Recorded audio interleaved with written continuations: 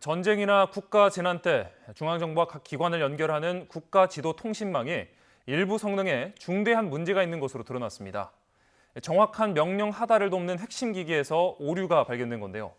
납품업체 시험 성적서를 YTN이 입수했습니다. 박기환 기자의 단독 보도입니다. 북한은 지난 2017년 9월 6차 핵실험 뒤 전자기 펄스 EMP탄이 준비됐다고 발표했습니다. 전략적 목적에 따라 고공에서 폭발시켜 광대한 지역에 대한 초강력 EMP 공격까지 가할 수 있는 만약 전자기 펄스 공격이 이루어진다면 지상의 모든 전자통신기기는 내부 회로 같아서 사실상 무용지물이 됩니다. 이때 정부가 군사작전과 피난 조치 등에 쓸 비상수단이 바로 국가지도통신망입니다.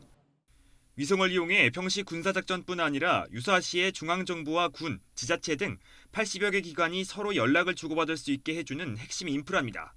운영은 KT가 20년 넘게 맡고 있습니다. 정확한 명령과 보고 전달이 생명인데 오히려 위기를 키울 수 있다는 문제점이 최근 발견됐습니다.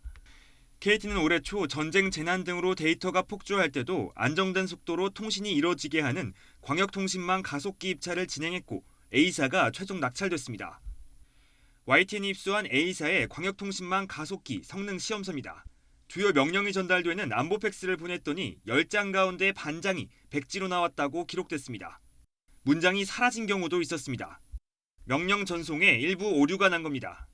전시 상황이라든지 재난 상황에서 사용하는 망이다 보니까 트래픽 양이 폭주했을 때도 망을 생존성을 보장을 해줘야 됩니다. 거기에 제일 중요한 부분이 이제 웬 가속기가 되는 거고요. 명령문이 이루어지지 않았다면 그거는 불량 제품이 되는 겁니다. 시험 항목 가운데 하나인 화상회의의 경우 데이터 손실 보안율이 경쟁사보다도 80% 가까이 떨어진 것으로 나타났습니다. 또 데이터가 폭주할 경우를 대비해 더 가혹한 조건을 줬더니 오류도 더 커졌습니다. 한치의 오차도 허용할 수 없는 군사작전에 치명적일 수밖에 없습니다. 있을 수가 없는 일이죠. 공격을 해야 되는데 제 시간에 공격을 못한다든지 여러 개의 부대와 요소들이 협조해서 이제 활동을 해야 되는데 그런 협조가 잘못돼서 서로 오인 사격을 한다든지 한마디로 말해서 군사작전은 불가능한 거죠. 취재진은 이와 관련해 A사 측에 수차례 설명을 요구했지만 할 말이 없다며 답변을 거부했습니다. 저희는 더 드릴 말씀이 없을 것 같아서 만나 뵙고 싶다고 요청을 드렸는데 거부하신 거잖아요. 네, 저희는 할 말이 없어가지고 이만 끊겠습니다. 국가안보 관련 핵심 사업에 어떤 이유로 부실한 기기가 납품된 건지 정밀 조사가 필요해 보입니다. YTN 박견입니다.